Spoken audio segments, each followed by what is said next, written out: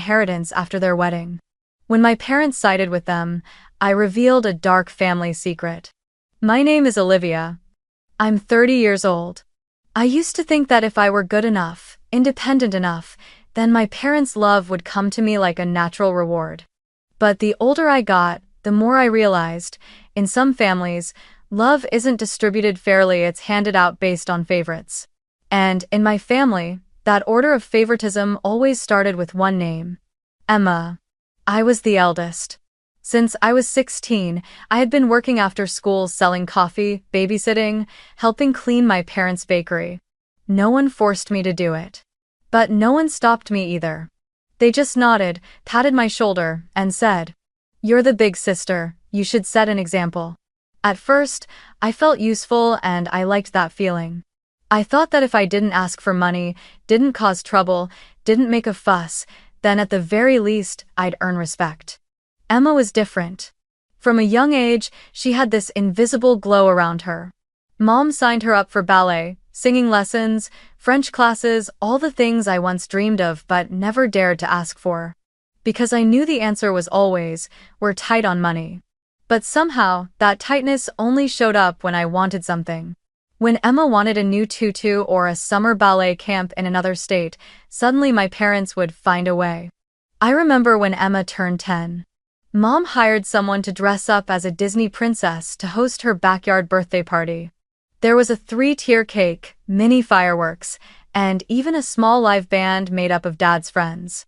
I was 14, standing silently with a camera in hand, taking photos of her, and later, I was the one who cut the cake for the little guests while Mom was busy entertaining the adults. 2 months later, on my birthday, Mom left a small slice of cake on the kitchen table with a note that read, "Happy birthday, I'm working the night shift." I ate it alone, no candles, no gifts. Just the flickering kitchen light above. I never blamed Emma. She never asked to be the center of the universe. But she never turned down the role either. She got used to being praised, pampered, forgiven. When she broke Mom's crystal vase, I was the first to be questioned. When she skipped school to see her first boyfriend, I was the one reminded. "You're her sister. You should teach her to be better."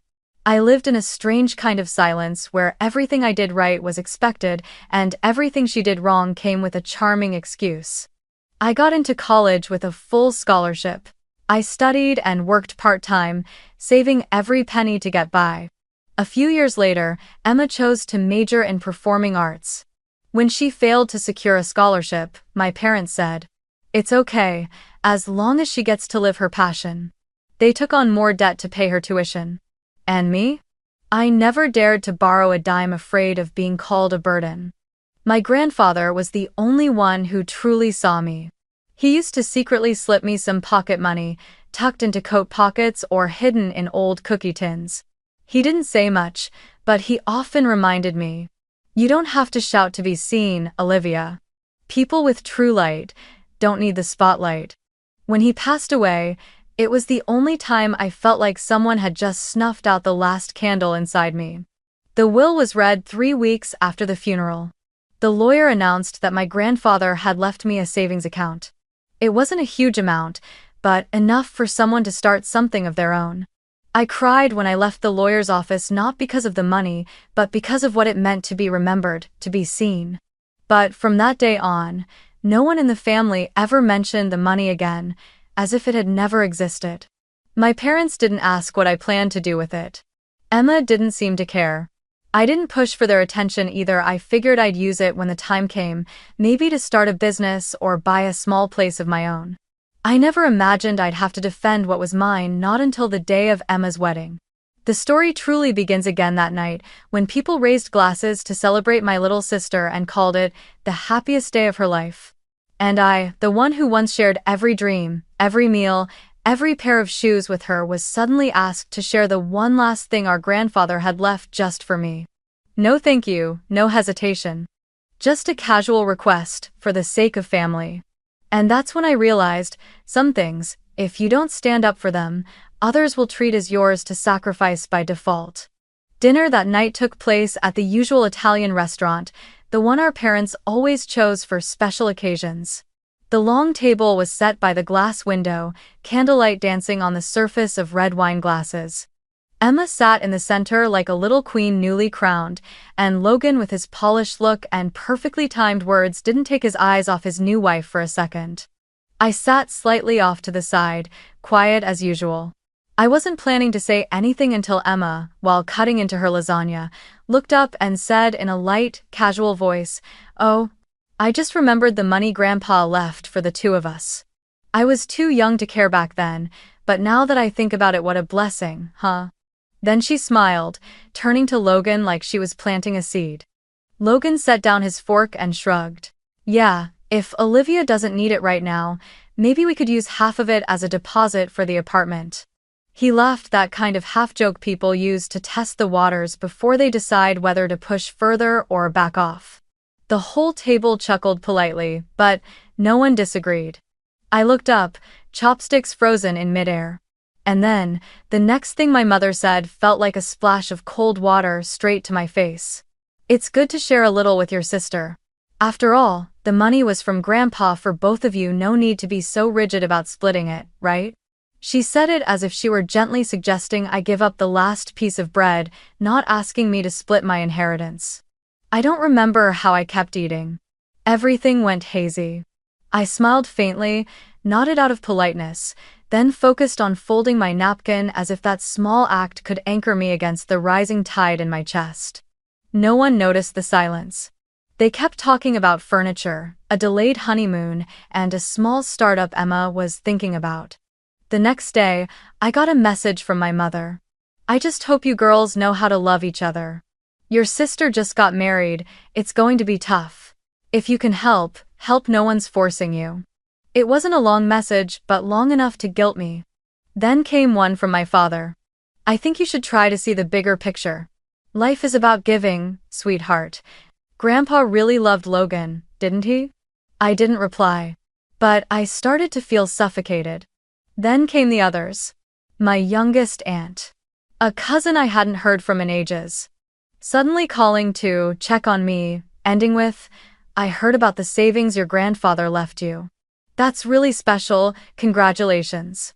I felt like I had been placed on a stage I never auditioned for, cast into a role where saying no made me the villain, but saying yes made me a puppet. I couldn't decide which was worse. Emma called me on Thursday night, just after I got off work. I was sitting in my car, parked in front of my house. Her voice was light as a feather, beginning with a vague, unfinished sentence, "Are you okay?" Then, without waiting for my answer, she continued, "I was just thinking, if you really love your family, then money shouldn't matter, right?" She paused, as if giving me time to feel guilty, then added, "I don't want to pressure you. It's just, Logan and I are going through a rough patch, and we haven't asked anyone else. You're the only one we truly trust." I swallowed hard. Not because I didn't have an answer, but because any response I gave would be used against me, painted as heartless or selfish. So I simply said, "Let me think about it," and ended the call. But I knew this wasn't a request. It was a trap, a guilt game, and if I said no, I'd be the one accused of destroying family harmony. From that moment, I felt like I was under surveillance. Every message, every call, felt like a tightening noose. Every check-in came loaded with expectations and unspoken implications. People no longer asked how I was doing. They asked, "So what are you planning to do with your share?" I thought of my grandfather. Of that last afternoon, I sat with him, listening to stories from his youth. He had spent his life saving up what little he could, not so I could share it for the family, but so I could have something to start with when no one else was around. And now, the last thing he left for me was being turned into some kind of moral test. I started to wonder, if I said no, would I really be the bad one? Or would it just be the first time I chose to keep what was mine?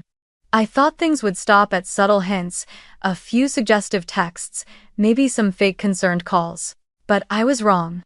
Very wrong. The following weekend, Mom called. "Can you come by for a bit? There's something the family needs to discuss." Her tone was gentle as always, but I sensed something different. It wasn't concern. It was preparation. When I arrived, the table had already been set. Not for a casual meal, it felt like a planned meeting. Dad sat at the head of the table, Mom beside him, and unsurprisingly, Emma and Logan were already there. Emma smiled at me like everything was fine. Logan gave a small nod, eyes avoiding mine. I sat down, placed my bag on the chair beside me, and felt a storm begin to build in my chest. Dad spoke first. We just wanted to have a calm conversation about something. I know you're not thrilled when people bring up Grandpa's money. But the more we think about it, the more it seems if you were to share just a small part, not half, just 40%, it would be both considerate and reasonable. Think of it as a wedding gift for your sister, and a way to keep peace in the family. I looked at him, not with anger, just disappointment. Then I turned to Mom, who hadn't said a word. She was calmly pouring tea, her expression oddly serene. I asked, my voice steady but firm, "So, what do you think, Mom?" My mother set the teapot down and replied softly, "You have the right to say no. But sometimes, sharing a little is how we show love. No one's forcing you. It's just how you choose to act will be how everyone comes to understand who you are." I took a deep breath, keeping my voice calm. I understand. So, let me make this clear once and for all. This was something Grandpa left specifically for me. And I will not be sharing any of it. Not because I'm selfish, but because no one here has even asked why he left it just for me. All anyone seems to care about is how much I'm willing to give up. The room fell silent. Emma looked at me, gave a half smile, then turned away. No one said another word. I stood up, thanked them for the meal, though I hadn't touched a bite, and walked out of the house I once grew up in. But it didn't end there. The next day, the messages started coming in. "Olivia, why are you making such a big deal? She just got married. Young couples need help these days. You're single, it's not like you have that kind of pressure. Oh, do. Heard you're refusing to share even a small portion? That's hard to understand." I didn't reply to any of them, but every word clung to me like dust. The more I tried to shake them off, the more they settled. One Wednesday afternoon, I was parked behind a grocery store. My half-eaten salad sat untouched on the passenger seat. I wasn't hungry, but I didn't have the strength to finish it either. For a week now, I'd been living inside a storm, trapped in a play I didn't audition for, the only one who didn't belong on that stage. And just then, my phone buzzed with a message from someone I never expected. Aunt Myra. She was my father's younger sister, the only woman in the family who ever looked at me without the lens of "the eldest must sacrifice." At every family gathering, she was always the first to ask me, "How's work? Are you taking care of yourself?" Not out of politeness, but because she truly cared. When I got into college, she sent me a leather-bound journal with a note inside. "Don't let anyone make you feel like living for yourself is wrong." She was never loud, never intrusive, just a quiet presence in the background, always there to lift me up when I felt like disappearing. Her message was just one line. "I don't know if you want to hear this, but I think you should." Attached was an audio file. I tapped play, not knowing what to expect. But in just a few seconds, everything Emma had built, the sweet words, the gentle gestures, the facade of doing it for the family, crumbled to dust. Emma's voice came through, sharp and cold. "As long as Mom and Dad pressure Olivia hard enough, we can get at least 30%. She's weak. Just pretending to be strong. Don't worry, babe, it'll all fall into place. Just keep the sad face on around Mom and Dad, they'll cave." I couldn't breathe. I stopped the recording, but her voice kept echoing in my mind like a blade. My hands trembled, not from rage, but because the last layer of trust I'd been holding on to had just collapsed. I leaned back in my seat, my forehead resting against the steering wheel. The car was silent, filled only with the hum of the AC and my own sharp breathing. I could never cry in front of them, never. But in that cramped space, I broke down like a child. I cried because I felt lost inside the very family I had tried so hard to hold together. I cried because I realized that all those years of trying to be good, never asking for anything, never causing trouble, still weren't enough to earn respect. I cried because, for the first time, I wished my grandfather were still alive so I could have just one person standing beside me, even if it was just a glance, a nod, a hand resting on my shoulder without needing to say a word. I missed him. I remembered my graduation, how thin and frail he looked, yet still rose to his feet and walked over to me, placing his hand on my shoulder and saying, "You've done well. You don't need anyone's approval to know your worth." Lol. At the time, I didn't fully understand what he meant. But now hearing Emma's voice so cold and calculated, realizing that even my parents were playing a role in this, I did. I had only one thing left: the truth. And one person like Aunt Myra who still believed in me, who quietly stood by me, just like Grandpa once did. I wiped my tears and sat up straight. Something inside me began to shift, not rage, but a deep realization that if I stayed silent, they would never stop. And for the first time in my life, I knew with certainty I wouldn't let them write this story for me anymore. From now on, I hold the pen. The next day, I took a half-day off work and drove into the city to the law office. The building was 6 stories of glass and steel, cold and impersonal, not the kind of place you'd expect to seek justice. But I only needed one thing: confirmation that I wasn't crazy. That what I was trying to protect was truly mine, not just me being stubborn, as they claimed. My lawyer was a woman in her early 40s, petite, with her hair neatly tied up and eyes sharper than anyone I'd ever met. Her name was Clara.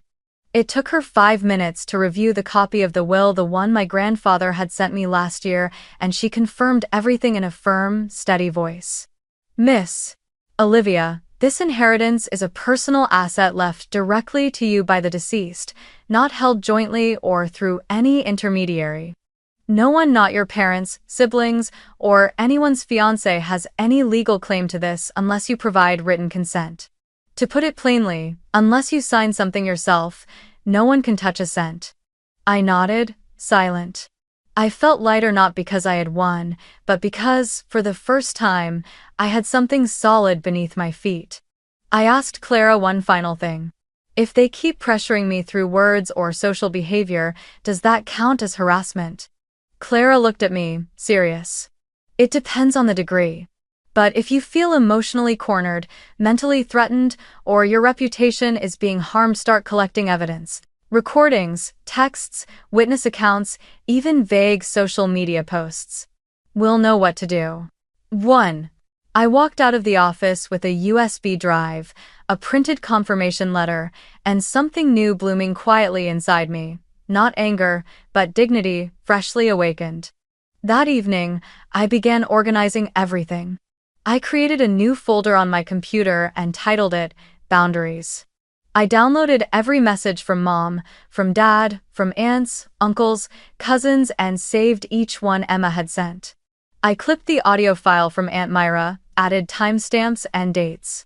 Even the passive-aggressive remarks from the last family video call. I started recording any conversation where my name came up. I didn't go online to clap back.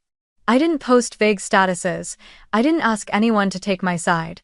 The only thing I did was write a letter. A handwritten one, addressed to the house I once called home. It wasn't long. It wasn't angry.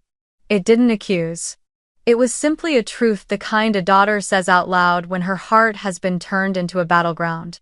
"Dear Mom and Dad, I know you think I'm overreacting. But if refusing to share my inheritance makes me selfish in your eyes, then maybe what family means to you has become very different from what it means to me. I've been cast as the villain, not because I did anything wrong, but because I refused to surrender. I haven't taken anything from anyone. I'm just protecting what's mine. And if my silence all these years was mistaken as agreement, then from now on, I will no longer be silent. Please understand, this isn't rebellion. It's the first time I'm learning how to set boundaries. Olivia." I sealed the envelope myself and dropped it in the neighborhood mailbox. Not because I wanted to be formal, but because I no longer wanted to hear their defensive voices cutting me off over the phone. I needed quiet enough for them to read every word. Enough that they couldn't interrupt. 2 days passed. No reply. Not a word from Mom. No missed calls from Dad. No explanations. No pushback. Just silence, but this time, it carried something heavier: refusal to listen. I knew they had read it. Because that night, I saw Emma's new Instagram post. A wedding photo with the caption, "Family is not just blood, it's those who stand with you when others turn their backs." I didn't need to read the comments. I knew exactly who that message was for. And I knew, behind that picture of two clasped hands was something else entirely: a warning. She wasn't backing down. But this time, I was ready. I started living with more clarity, not out of fear, but out of awareness. I didn't strike first, but I observed. I documented, and I defended every inch of what was mine, like a quiet warrior. I learned how to say no without attaching an apology. I learned how to walk out of a room without offering an explanation. I learned to believe that I didn't need to please anyone in order to keep what was rightfully mine. The gossip didn't stop. I heard relatives were calling me difficult, stubborn, disrespectful to my parents. A distant cousin messaged me, saying, "I never thought you could do that to your own sister." I didn't reply, because for the first time in my life, I knew my silence was no longer submission. It was me standing up. In silence. With evidence, with clarity, and with a self-respect that no longer negotiated. 3 days later, over the weekend, I received an invitation to a small family gathering at my aunt's house, a casual potluck dinner, supposedly for the birthday of someone I barely knew. I knew Emma and Logan would be there, and I knew my parents would pretend nothing had ever happened. I wore a simple black dress, my hair neatly tied back. No makeup, no jewelry except for the silver ring my grandfather gave me when I turned 16. I brought an envelope, and I said nothing until the evening was nearly over, just as Emma stood surrounded by the aunts, laughing brightly as she recounted her honeymoon stories, while my mother sat at the corner of the table, idly turning her iced tea as if deep in thought. I walked over and placed the envelope gently on the table in front of my parents. No raised voice, no drama. "You should listen to this. And if this is the kind of family you want me to sacrifice for, then at the very least, you deserve to know who you're asking me to protect." My father looked at me, about to speak, but I stepped back calmly. I didn't wait for their reaction. My mother opened the envelope, unfolded the printed transcript, and her eyes scanned the lines quickly. Her face turned pale. Her hand trembled slightly as she pulled out her phone and played the voice clip I had forwarded privately to both her and Dad. No one spoke for nearly a full minute. When Emma's voice filled the room, sweet, calculated, shameless, the entire gathering fell silent. A few relatives put their forks down. Logan, mid-pour, froze with the water pitcher still suspended in the air. Emma, standing barely 5 meters away from me, turned her head, her expression briefly confused, then hardened into defense. "That was edited," she said loudly. "It was a private joke between me and Logan." I was joking. "Olivia, are you really going to twist something out of context just to humiliate me in front of the entire family?" I looked her straight in the eye. "I haven't said a word. You said it. How people choose to understand it, that's up to them." And she tried to speak again, but my father stood up. For the first time in months, he didn't look at me. He turned to Emma, voice hoarse. "Emma, is it true you said that?" Emma stammered. I didn't think anyone would take it so seriously. I was just upset in the moment." My mother said nothing. She lowered her head, quietly dabbing her eyes with a tissue. And me? I just stood there. Still, not a trace of satisfaction. Because I knew this moment wasn't about revenge, it was about closure. Whispers began to ripple through the family. An aunt muttered, "My God, so it was true?" A distant uncle sighed. Everyone thought Olivia was being difficult. Turns out they were playing her from the beginning. I didn't wait for the party to end. I nodded briefly, then walked out. Not to escape, but to leave, with the posture of someone who had finally been seen. On the drive home, I rolled the window down, letting the wind rush through my hair. Not because I felt relief, but because I was finally letting go of something heavy, the burden of needing to prove anything. I had done enough. The truth had been revealed. And from now on, whoever chooses to believe what, that's their choice. As for me, I choose to believe in myself. And for the first time, I knew I had won. Not by shouting, but by staying silent at the exact right moment. 6 months later, I stood in front of my little bookshop, coffee in hand, watching people stroll through a quiet street in the suburbs of Portland. A simple wooden sign hung above the glass door. Fern and Firelight, a place to begin again. I chose that name not because it was poetic, but because it was true. Ferns survive in the shade. Firelight, that was the warmth I had to build with my own hands, after everything. This bookshop had once been a vague dream I tucked away in college, a place where no one fought for the spotlight, where the pages spoke the words I couldn't say to my family. Now, it was real, small, yes, but enough to feel like I finally existed, fully. Aside from running the store, I started writing a blog. At first, it was just scattered posts to vent. But gradually, letters began to arrive from strangers, mostly women, saying they, too, had once been called cold for setting boundaries, or blamed for refusing to carry responsibilities that were never theirs. I called the blog Quiet Rebellion because that's exactly what it was. No shouting, no fighting, just walking away at the right time. I never mentioned Emma on the blog. Never spoke Logan's name. I didn't spell out the story. But anyone who had lived through what I had would understand. I simply wrote, "Family is not a place where you're forced to forget your self-worth just to preserve someone else's comfort. If staying silent means losing yourself, you have the right to speak. And if someone says you should sacrifice, ask them, why is it always you?" I heard Emma and Logan canceled their honeymoon after the dinner at my aunt's. They had planned to go to France, but couldn't afford the deposit once the family wedding gift fell through. A few weeks later, they moved out of the upscale apartment they had just rented, settling into a small studio on the outskirts. A former friend of Emma's once messaged me. "She still doesn't get it, still tells people you're too sensitive." I didn't care. Not anymore. My parents sent a handwritten letter, my mother's shaky handwriting, thick paper, blue ink, filled with clumsy apologies. "We're sorry for making you feel alone in your own family. We didn't realize how deeply we put you in an impossible position. We were wrong, and now we can only hope that someday you'll forgive us." I folded the letter and placed it gently into the wooden drawer beneath the register. I didn't tear it. But I didn't reply either. Forgiveness doesn't always require a conversation. Sometimes, forgiveness is simply choosing not to carry the anger any further. These days, I wake up early, open the shop at 8 a.m., switch on the warm yellow lights, arrange the books along the shelves, then pour tea from the old clay teapot my grandfather used to own. There are familiar customers now, a literature teacher, a retired doctor, a few college students who like to tap away on their laptops in the quiet. They know nothing of my past, and I never tell them. Here, I'm just Olivia, the owner of a small bookshop. Not Emma's sister. Not the difficult child.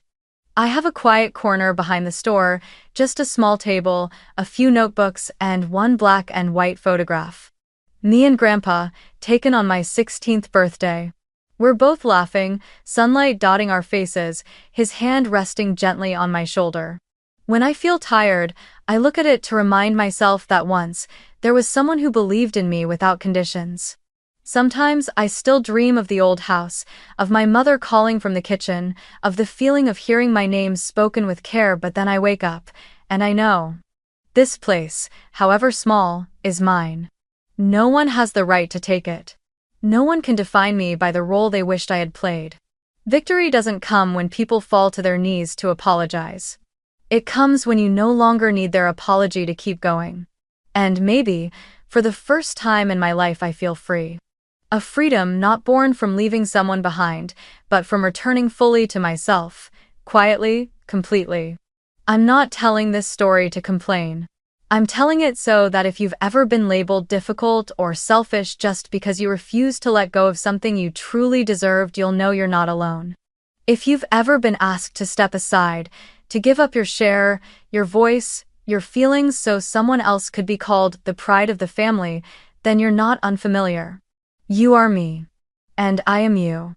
And if you're sitting there, reading these words, feeling that familiar tightness in your chest, maybe it's time for you to stand up too. Stand. Hold on to what is yours. And if someone calls you selfish, smile, because that's the moment they realize they no longer have control over you. And finally, I want to leave one message just for you, the person who needs to hear this more than anyone. You don't need to sacrifice any more just to be called kind. Okay. You don't need to stay silent any longer just to be called well-behaved. You don't have to keep reaching out to hold together a family that's been letting go of you, piece by piece. You are worthy. That's it. That's the truth. And if you feel seen by what I just shared, leave this one